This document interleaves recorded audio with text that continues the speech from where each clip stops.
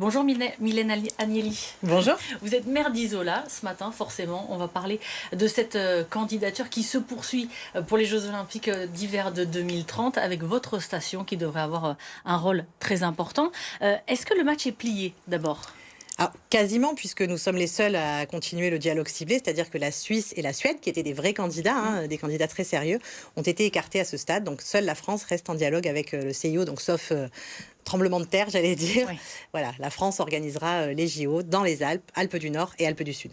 On a eu Julia Pereira de Sousa en invité tout à l'heure. Elle disait même dans mes rêves les plus fous, je ne l'imaginais pas. Est-ce que c'est aussi votre cas ? Mais complètement, et je disais tout à l'heure, je me rappelle de l'émotion qu'il y avait, de la folie que c'était à la station quand on s'est tous retrouvés dans le bar au spot pour regarder Julia avoir sa médaille. On était comme des fous, et voilà, Julia, c'est vraiment l'enfant d'Isola 2000. C'était déjà le cas quand Tony Ramon avait eu sa médaille. Et bon, bah là, voilà, imaginez que Isola aura le snowboard cross et le ski cross, bah, c'est juste énorme.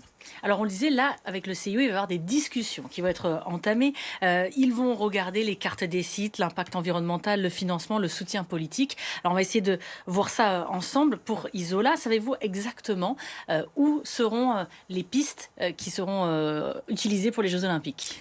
Lors des visites qui ont été faites sur place avec les membres de la Fédération française de ski et de snowboard, quand ils sont venus, ils ont identifié une piste qui correspondrait parfaitement au dénivelé dont ils ont besoin pour organiser les épreuves de ski cross et de border cross, qui est donc une piste qui arriverait en centre de station, puisqu'ils ont besoin aussi d'une aire d'arrivée qui soit suffisamment dimensionnée pour accueillir le public, mais aussi les médias, etc. Oui. Donc ce serait plutôt sur le secteur de Belvédère. Donc c'est pas celle qui existe et qui est utilisée pour les compétitions actuelles ? Voilà, c'est une autre piste, mais qui du coup servira ensuite pour tout le monde. C'est des gros travaux, ça, pour la réaliser ? Non, c'est pas des gros travaux, c'est une piste qui existe, avec une remontée qui existe déjà. Oui. Donc ce sont des travaux, quelques travaux de terrassement, et puis surtout après des travaux pour les dameurs et les snowmakers qui, eux, vont travailler le border. C'est comme ça que ça se fait. Et puis pour accueillir aussi les spectateurs aux alentours, oui. il faut créer des structures ? Oui, alors on a déjà des permis, nous, qui sont en cours, puisqu'on était en manque de lits marchands sur Isola, de résidences de tourisme et d'hôtels. Donc les permis sont déjà déposés, les parcelles ont été vendues ou sont en passe d'être vendues. Donc ces projets, on en a besoin, ces projets immobiliers, de toutes les façons, pour le développement d'Isola 2000, on en a besoin. Ils seront utiles au JO, mais ils seront utiles avant et ils seront utiles après. En ce qui concerne l'impact environnemental, savez-vous d'ores et déjà quel impact ça pourrait avoir sur la station ? En fait, il n'y a pas d'impact négatif du point de vue de l'environnement, en tout cas pas à Isola, puisque c'est une piste qui existe déjà. Voilà, je vous disais, avec une remontée qui existe déjà. Une utilisation plus soutenue des canons à neige, peut-être ? Cette piste est déjà équipée de canons à neige. On sait les faire tourner. Ensuite, on a la chance d'avoir à Isola une station qui est en altitude, déjà à 2000 mètres, donc c'est vrai que ça nous sécurise. Et dans les études climatiques qui sont menées par les organismes totalement indépendants, je le rappelle, on est sécurisé sur Isola 2000 d'avoir de la neige à l'horizon 2050. Alors sans doute sur une saison peut-être un peu plus raccourcie, on nie pas le réchauffement climatique, mais pour autant on est plutôt optimiste là-dessus. On a déjà une date ou éventuellement une tranche de date pour ces Jeux Olympiques ? Non, on n'a pas de date. En général, c'est au mois de février, mais bon, voilà, on n'a pas de date exacte. Sur le financement, qui va financer les nouvelles infrastructures et à quelle hauteur à Isola ? Alors, à Isola, on a le syndicat mixte, qui est un groupement des collectivités avec la métropole et le département, qui investit déjà massivement sur les stations d'Oron et d'Isola 2000, puisqu'ils ont un plan d'investissement qui est très, très important sur nos domaines skiables. Donc, ce sera pris en charge par le syndicat mixte, sans doute, évidemment, aussi par la commune. Oui. Voilà. Par la commune, par le CIO aussi ? Par le CIO, bien sûr, aussi. La commune, vous savez à quelle hauteur déjà ? Non, voilà, ça fera partie des dialogues ciblés. Oui. Et les habitants, comment réagissent-ils ? Ils sont très heureux. Ils sont vraiment très heureux parce que, à Isola, on est tous skieurs ou snowboarders, ou en tout cas, on a tous nos enfants ou nos parents qui le sont ou qui l'ont été. Donc, c'est vraiment un rêve pour tout le monde. Et puis, pour les commerçants, pour les socioprofessionnels qui sont autour, pour toute l'économie du tourisme.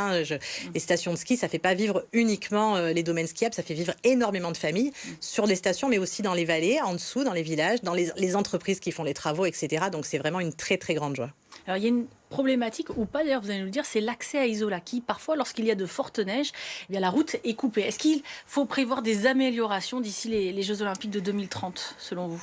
Alors, il y a déjà eu d'énormes améliorations. C'est une route qui est gérée par la métropole. Il y a 2 artificiers qui sont en permanence sur Isola 2000 et qui sécurisent justement ces couloirs d'avalanche. Alors, évidemment, Isola, on a la chance d'avoir très souvent beaucoup de neige. Voilà. L'inconvénient, c'est que la neige, elle tombe aussi sur la route parfois. Voilà. Mais on est étroite à certains endroits. Voilà, on a des gazex, donc c'est un système de déclenchement, et des catex qui permettent de sécuriser, de déclencher les avalanches quand il y en a besoin. justement pour pas que ces avalanches arrivent de manière naturelle sur la route. Donc c'est déjà extrêmement sécurisé. Peut-être qu'il faudra rajouter des paravalanches, etc. Ça, ce sera en dialogue avec la métropole et avec le CIO si besoin. Mais cette route, elle est déjà largement sécurisée. Mais peut-être il faudrait des avalanches supplémentaires. Il y en a déjà. Peut-être que le choix sera fait d'en rajouter. Ça, je ne sais pas encore.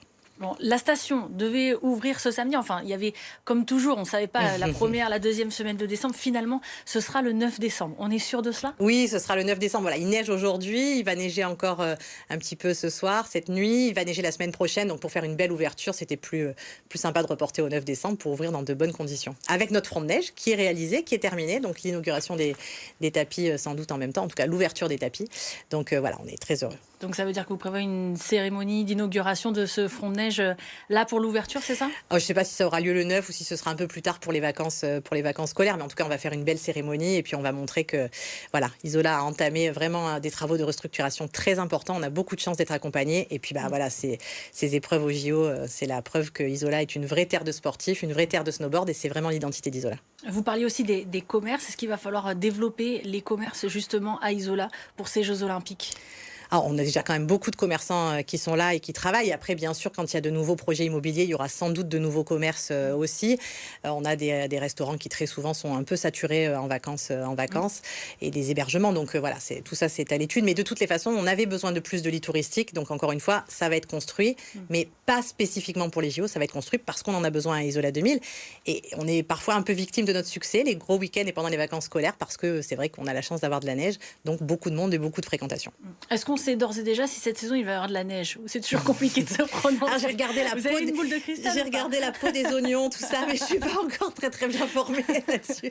Nous, on a l'habitude de dire qu'on a des saisons qui ressemblent à celles qui ont eu lieu au Chili l'année d'avant, parce qu'on a beaucoup de moniteurs qui font leur saison au Chili et ils ont eu beaucoup de neige. Bon. Elle arrive un peu plus tard, mais ils ont eu beaucoup de neige, donc je pense qu'on va avoir une belle saison. Donc on est plutôt optimiste. Absolument. Merci beaucoup d'être venu ce matin. Merci.